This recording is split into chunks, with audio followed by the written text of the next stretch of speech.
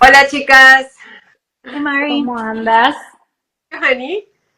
It's Bien, been a bien. while. I know. I'm excited to be back. We were talking to Jenna about how it's such like a value packed topic, right? Because everybody's going back to school, kind of trying to get used to that new routine, and so we have so many parents that have little ones that are either going into kindergarten for the first time or that are kind of going back to school. And I feel like the older children get, the harder it is to get them back into the language. So I think it's important to address that as we go. But just to introduce the topic for everybody here, I think this is a two-part conversation because we have so many parents that are afraid that their children will start speaking more English and kind of lose Spanish as they start school. But we also have the parents whose kids are Spanish first and that are also worried about what's going to happen to their child once they start school. I think this is one of the biggest pressure points that parents get as their kids, especially going into their first time going to school, to introduce English. I feel like here's like really a time where they feel like for the first time their it's gonna be on their own. Like their child's gonna be on their own, and they're not gonna be there to translate, and they're going into an all English school. And so I think those are the parents that I feel like we should kind of talk to first. And I want to talk about what you guys think they should expect and how do we help those children transition, right? Those Spanish first kids that kind of have been kept in the Spanish only stage or kind of learning English still and transitioning, but how do we help them going to the English first classroom and support them in that transition? Hi Jenna. Hi, Mari. Good to see Good you to see you.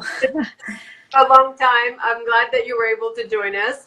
But yeah, I would love for you to start the conversation because you're in the classrooms and you have the kids at home, and I'm sure you went through that transition. Your kids are a little bit older now, and I think that the community that is here will appreciate your insights. Yeah, well, it was funny when you asked me to do this. I was in the middle of planning a kindergarten family presentation for my school district Great. and a flyer for families about how to help at home and designing our website, our webpage for helpful tips for parents, resources for parents raising bilingual kids. I was like, perfect, like That's I awesome. can handle this. Well, that's fresh in my mind at least. So anyway, I think the first thing that I would say is just to remember that, we're not alone. I mean, kindergarten, especially if we're talking kindergarten, but any other grade getting, maybe you're starting at a new school or, preschool, those things. It's a transition and it takes time to acclimate for everybody. It's not just your kid, with the English, and other kids might be in the same boat. It's a new class, new teacher, new school, new everything, right? And so just, I think as parents to, hold that in our hearts and minds and remember, to have that calm and that positive attitude, and then we can share that with our kids and share that positive encouragement. And this is going to be okay. It's normal to feel, a little bit worried. It's normal to feel stressed or, confused or, want to be a little bit quiet those first weeks of school, especially in a new language environment.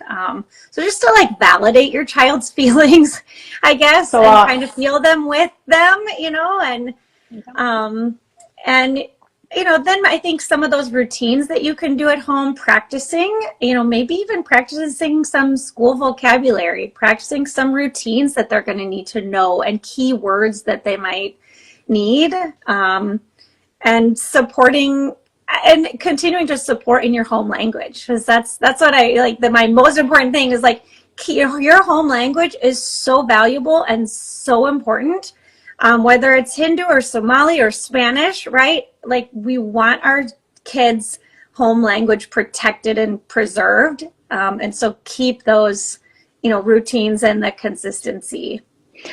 That's so important because I feel like a lot of parents, even if they hold the line before school starts, they see the child go a little more quiet or have those normal transitional feelings that will happen because this is huge, and then their panic sets in, and they're like, we have to start speaking English because they need to understand, they need to get it faster, and they need to. And in all reality, I feel like not only they're transitioning into a new language, but what you just said, there's a lot going on.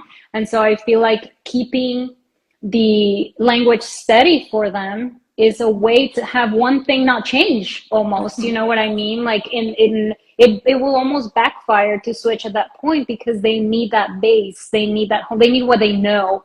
And so I think it's so important to remind parents, like, this is absolutely not the time to make that another huge switch in their lives, right? If anything, this is the most important time to keep that consistent, just as it was before they went into this new life, you know, into all of these new things. So that's I think a huge thing to remind these parents.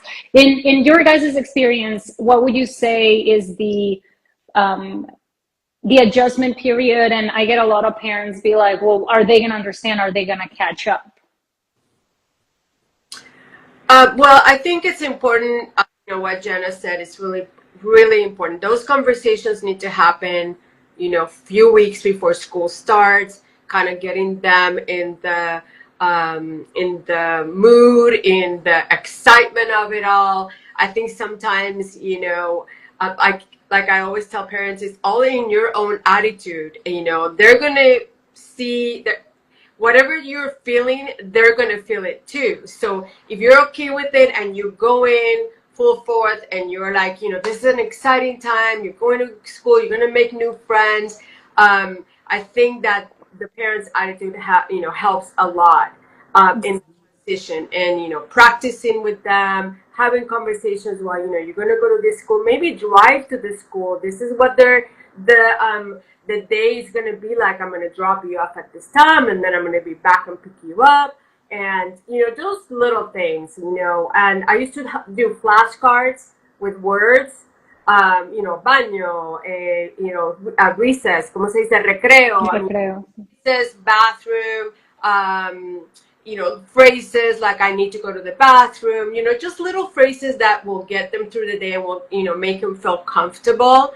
I also think it's super important that, you know, especially these days, and Jenna, you probably can appreciate this, is we can communicate with the teacher before the kids are even starting school and let the teacher know, you know, this is what my routine has been at home.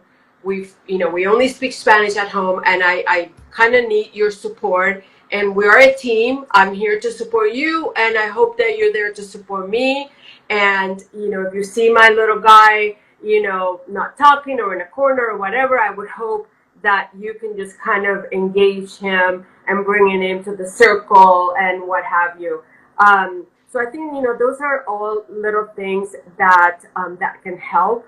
And sometimes we as parents feel like, you know, we need to lower our expectations a little bit and just know going in that it's going to be a transition, that it's going to take a time. And every child is different. You know, Jenna, I would love to hear if you saw that difference between your two kids, because I saw it at my house. It was a lot easier for my son to kind of like go in and feel confident, but my daughter was, you know, the child that would step back and kind of take a look and wasn't in, you know, that excited about going in right away. And, you know, she had more of a harder time than my son did. So all that, I think we need to keep in mind that every child is different. Yeah, definitely. I have three kids. They're going to be in second, fifth, and seventh. So, you know, just all different ages and stages, but certainly very unique individuals too. And so kindergarten, or, you know, every grade has looked different, their strengths, their interests, their passions. And I think in terms of, you know, I mean, at school, I think in terms of school, being able to partner with the teachers, like you said, Mari, setting up a communication, like a simple communication system, whether it's email or the parents use Seesaw or some other parent, app, those kinds of things. Just having an open partnership and collaboration is really going to be meaningful.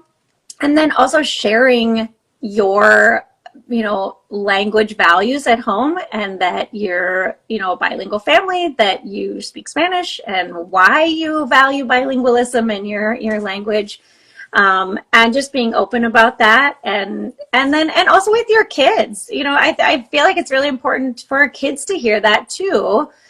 That why our family's bilingual, why we're learning Spanish at home, why we speak Spanish, and why it's important to us, because we want our kids to develop a pride and that value in their identity and who they are, and have that connection to the Spanish language that is going to help us, like we're talking about, help us through the years of trying to protect Spanish and make sure that they want to continue it with us at home. So and oftentimes when another thing that we can ask the teacher is, are there any other kids in class that also speak know of, and maybe she can connect both moms or dads and just say, hey, maybe have a park day or something before school starts. And so going in, there's a little amiguito already there that, is going to, walk through all this day things together. They're not going to feel like there's no one else. So I think, all those things are super, so helpful.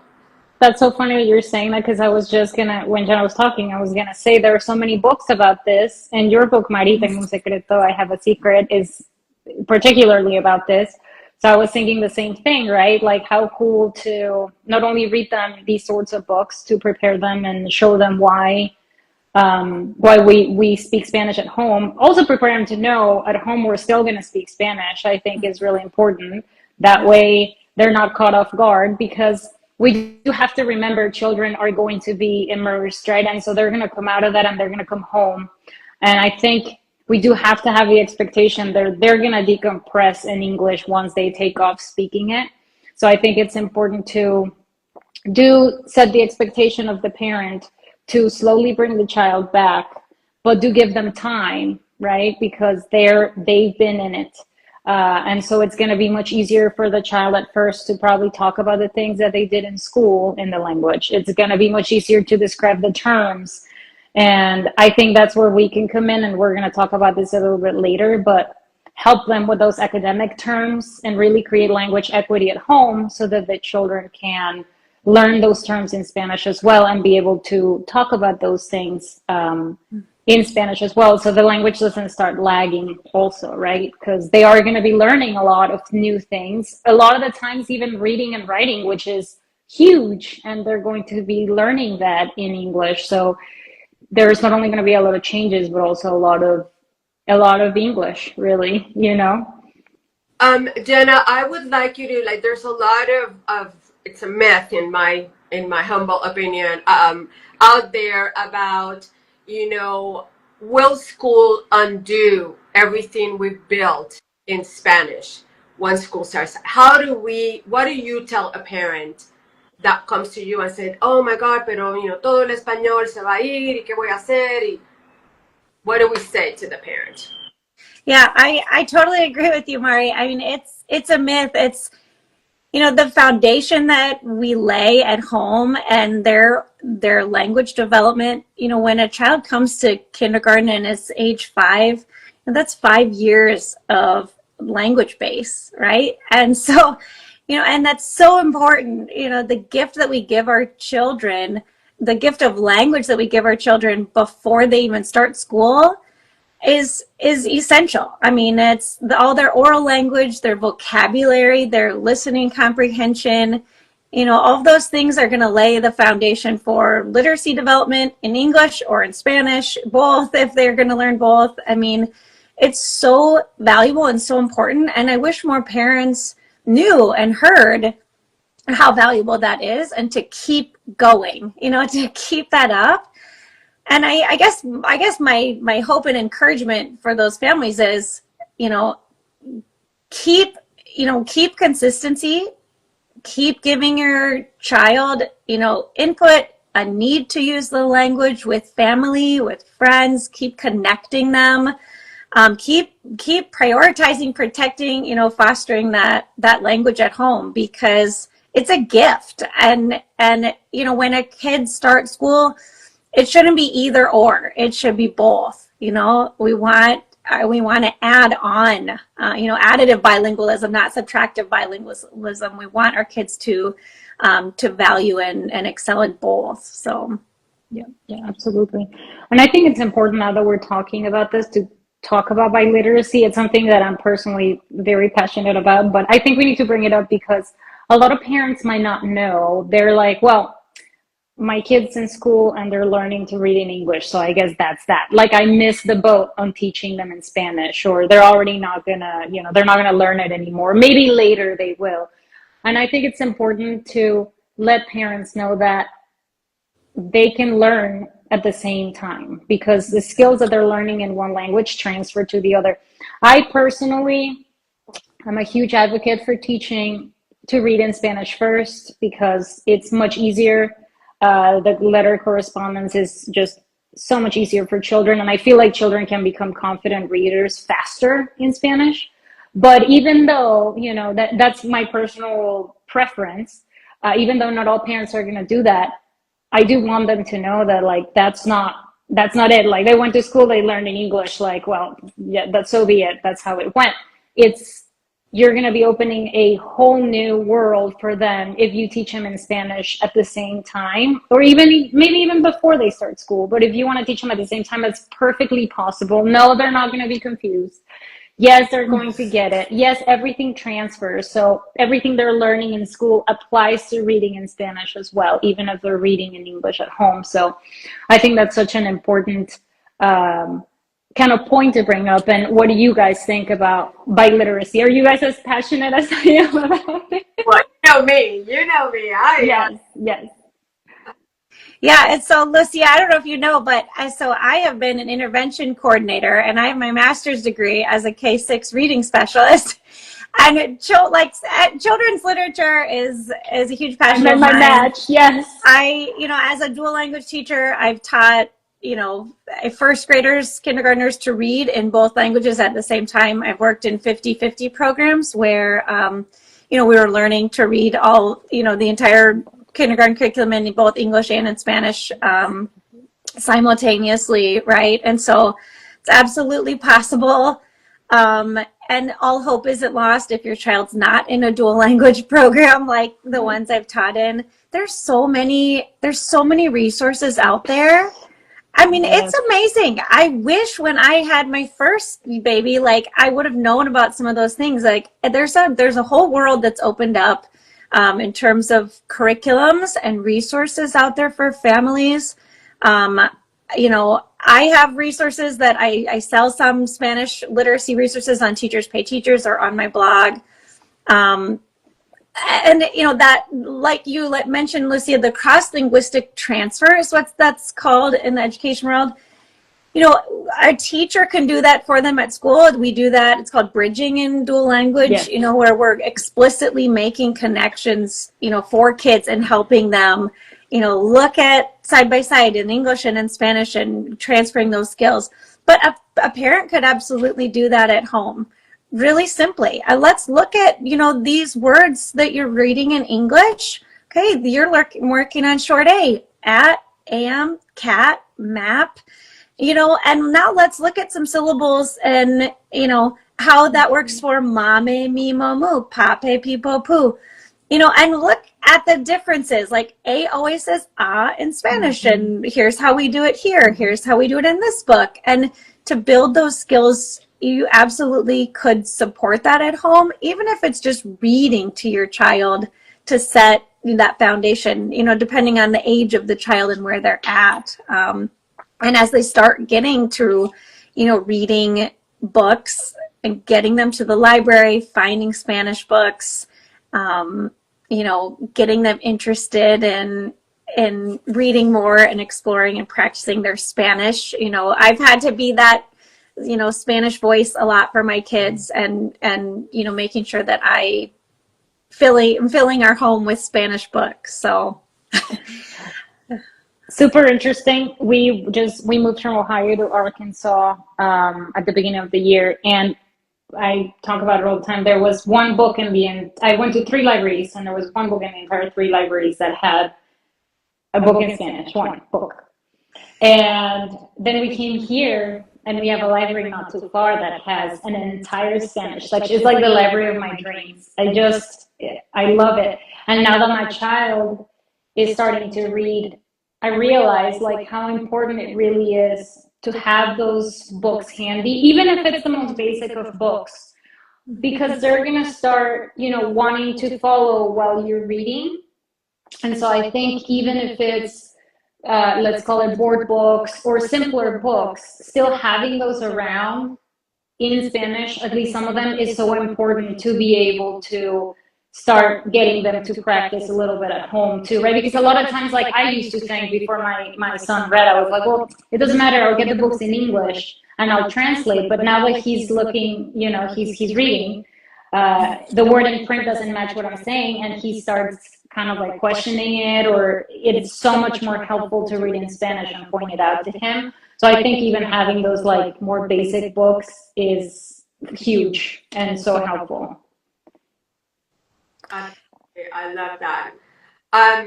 So Jenna, what about, can you talk a little bit about those routines or habits that we can build at home to keep up with the Spanish, you know, especially as they start school where everything is in English, and then you know, comes back home. I think, I don't know, to me, is the minute he goes back in the car when you pick him up, we go back to our routine, but maybe you have other suggestions. yeah, no, I think daily routines are so powerful and so impactful for our bilingual kiddos, for, you know, speaking Spanish at home. And actually on my website, I have a whole section of daily routines, because I've, you know, that's one of the questions that I get so much from families is, you know, like, well, what can we do in Spanish? What, you know, how can I incorporate more Spanish at home? And so I have a ton of resources, free printable resources that families can use. I'll show you a few of them. Like, I have like chore charts in English or in Spanish where they could like make a little list of what they're doing.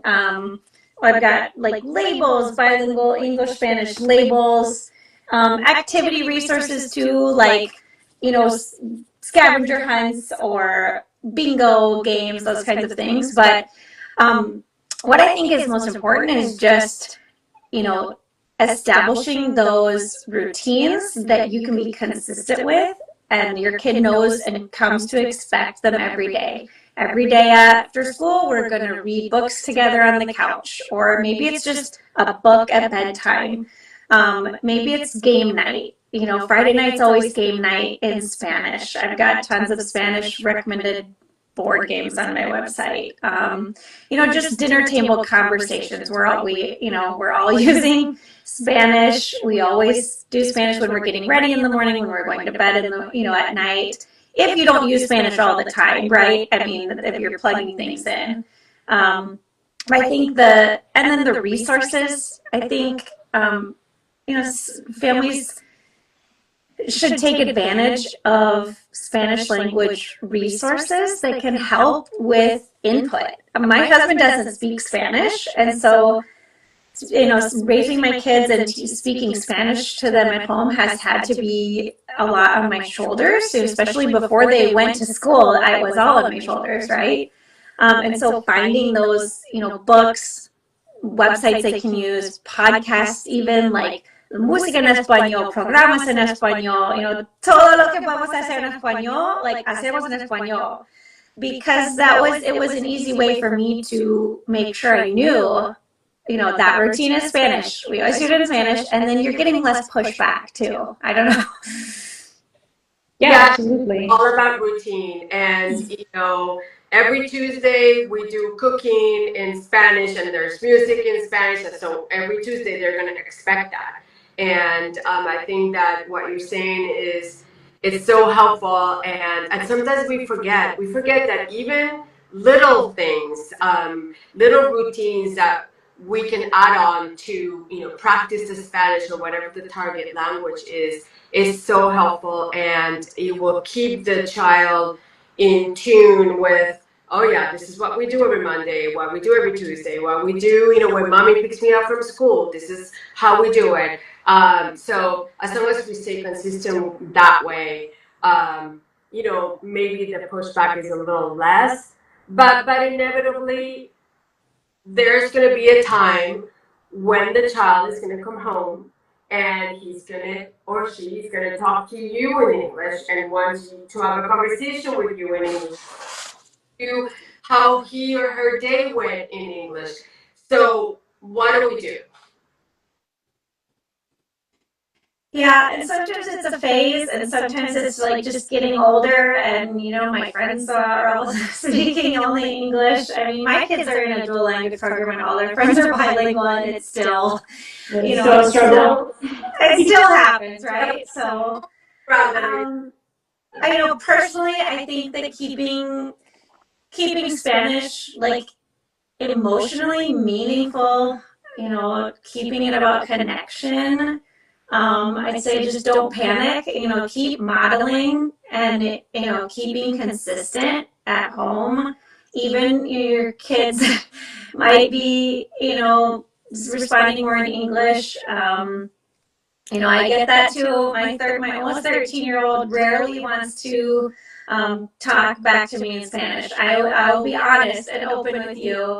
But I keep trying, I keep modeling, and I keep, being consistent. We have our Spanish music on, and we're gonna, listen to that Spanish audiobook.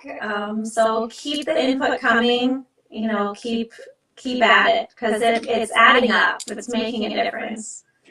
I think there's a huge aspect here that I want to talk about, and we kind of touched on it on our last episode. And I think there's a huge aspect of kids wanting to fit in from a very young age, right? So if they are not in a dual language classroom, or they're not in an immersion school, that's going to happen even more, right? They're going to want to be, it's a survival thing, right? It's instinctual. Children, that they want to fit in. And so I find it fascinating, but also important that we find spaces and places where our children fit in with the language. So what would that look like? I personally, I'm at the moment establishing kind of like an immersion play group for my kids in my area.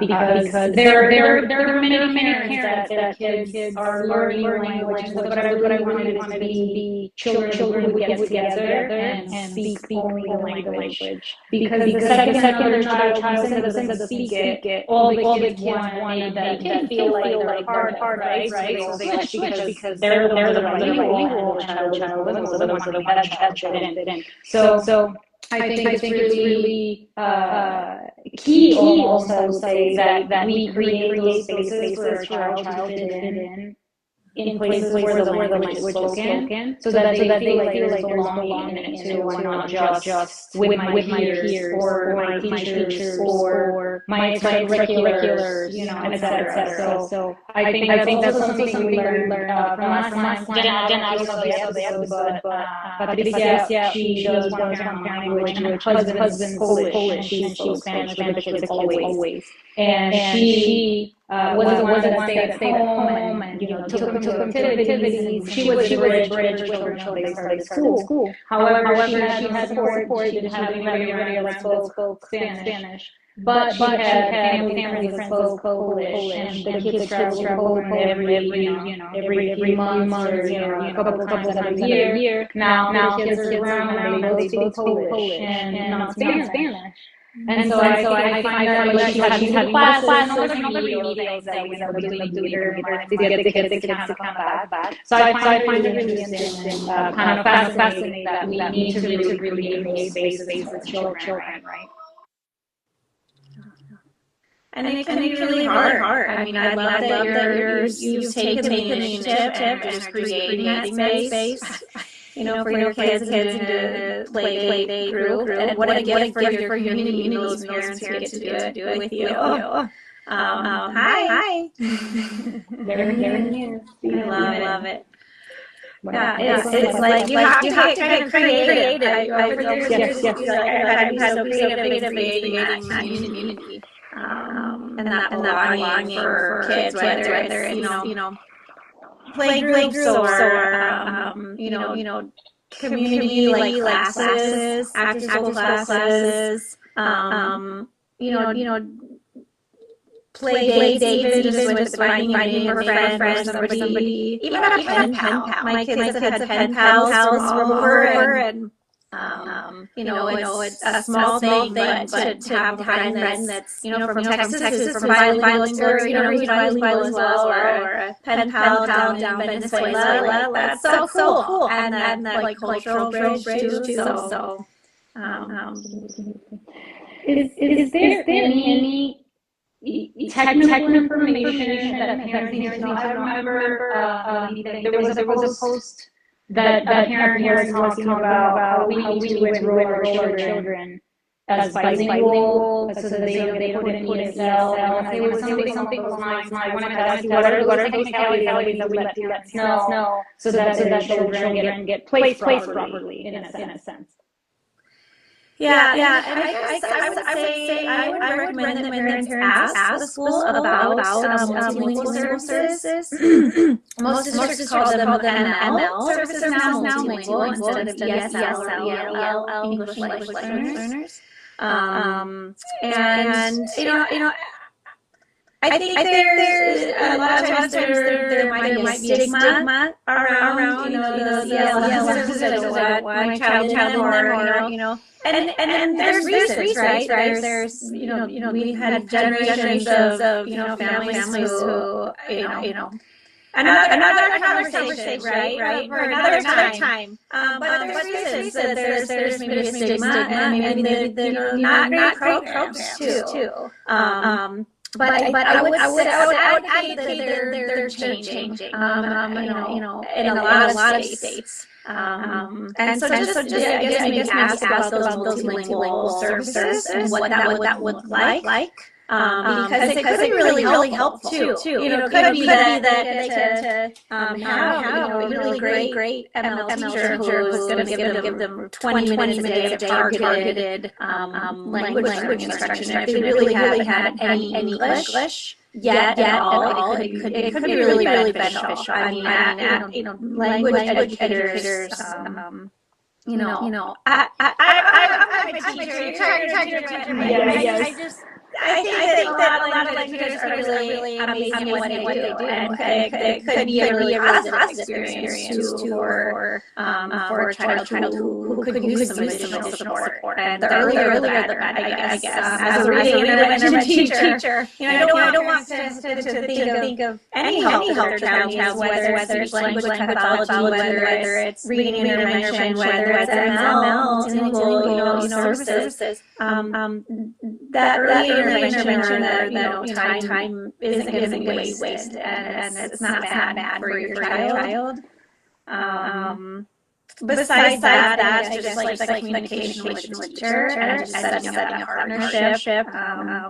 Expressing your home language, expressing that you value Spanish. You're going to keep teaching your child Spanish at home, and then not a technical thing, but I think that a lot of teachers would welcome families to come in and share their language culture with a class. My classrooms have done a lot of cultural things, and if I have a parent who would love to come in and read a book about Dia de los Muertos and share about how their family celebrates at home, and the child again feel that pride and that happiness of this is my identity. I share it with my class, and it's really cool, and they're gonna think it's fun. Don't hesitate to reach out in those kind of ways too, and share that. I don't know, what do you all think? I totally agree. When I talk to parents, I always encourage that, before you go in, always ask the teacher, how many cultures do we have in the classroom this year? And how many languages do we have? How many of them, speak Spanish? And, try to start a little, get to know those parents. Maybe volunteers with the one. We're gonna do. If there's several cultures, we're gonna do every other month. We're gonna have a cultural day, and help the teacher, put like things in the wall that has to do with Spain or Venezuela or Mexico or quién sabe de otro país, Germany, France, so that all the kids see that they're being acknowledged and that it's okay. It's great that they come from this other culture. And I think the main reason why this is so important to me is because I think I'm so convinced that the sooner we start creating this respect and this empathy and this compassion for other people, the better.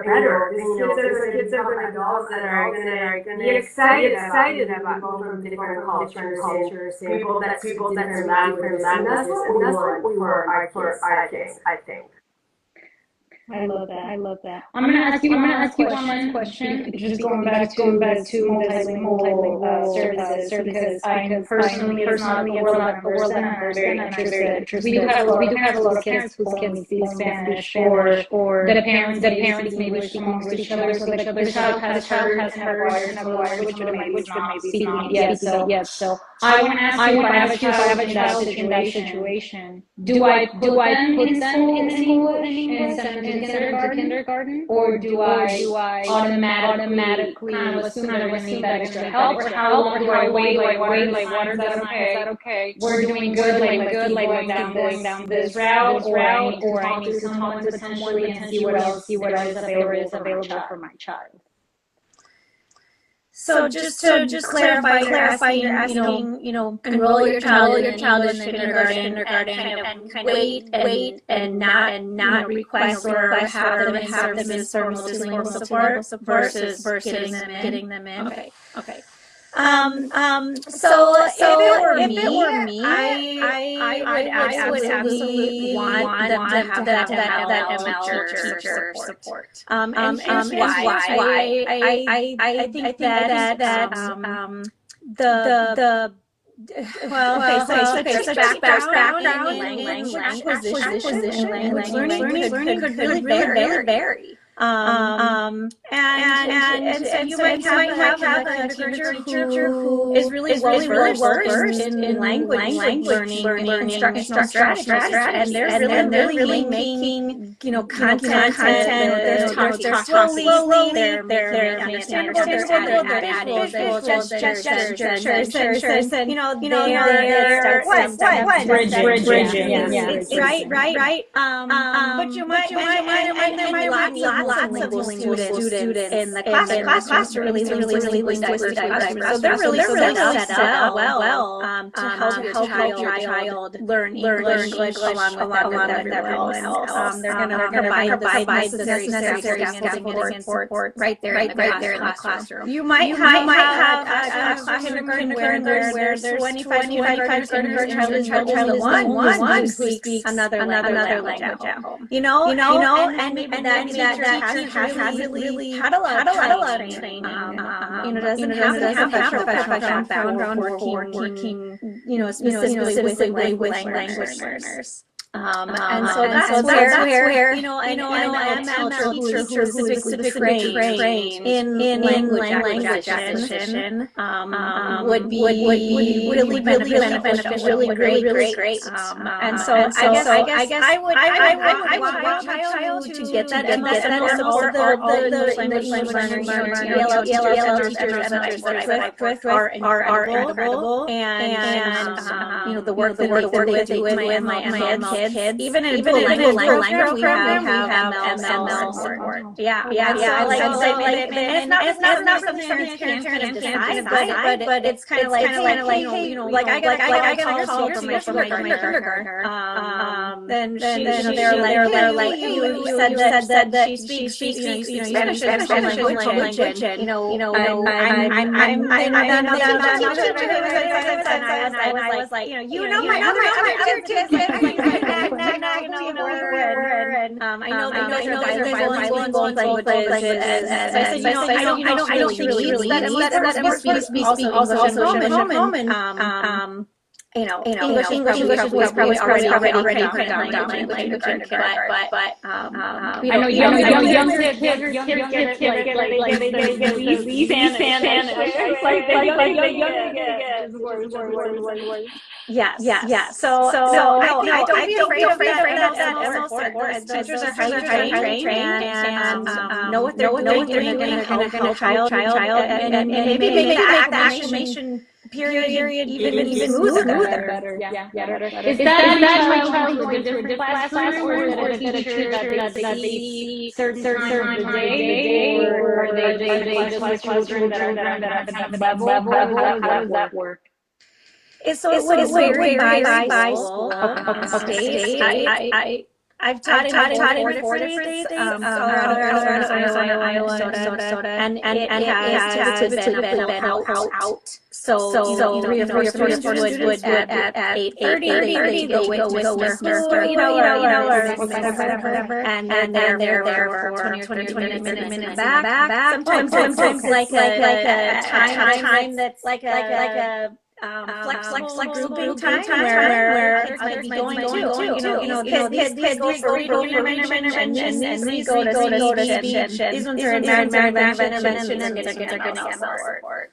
That's interesting. So it's not a whole day away from who would otherwise their company or whatever. Okay, that's great. That's very cool. Okay, great. So I think that would put some parents and kind of encourage them to maybe do get that, like you said, their tradition, get that support for their child. I feel like there shouldn't be a stigma around it. I feel like we should look at it as how amazing that we can get support so that we keep doing it at home, and our child around the world be more successful, and be successful and right? So I feel like that's the pressure of the parent, like, oh my gosh, I have to switch, I have to get it fast enough, and at the same time allow my child to thrive in that environment too. I think that's wonderful. Thank you. I was really wanting to get this information. Like I told my like this stuff, like I'm not familiar with technicality, so I find that fascinating. What goes on in the class, kind of how that plays out. So it's wonderful. I appreciate it. Yeah, anytime. I can talk about this all day. This is my passion and fun for me. So well, thank you so much. I'm going to share some back to school stories tonight, so that parents that are here get those books in Spanish. Get those books in Spanish. Talk to children about going to school in Spanish, so that we can the language going, and that explain to them that these kind of transitions are going to happen, be real, and they're going to have a lot of feelings. They're going to have a lot of feelings, like you were saying in the beginning. So I appreciate all of you. The episode live, so that everybody can watch it, your guys' as well. And thank you so much for being here, Jenna. Thank you so much for joining me. Absolutely. Thank you both for having me. I appreciate it. Thank you. Take care, guys. Take care. Bye, guys.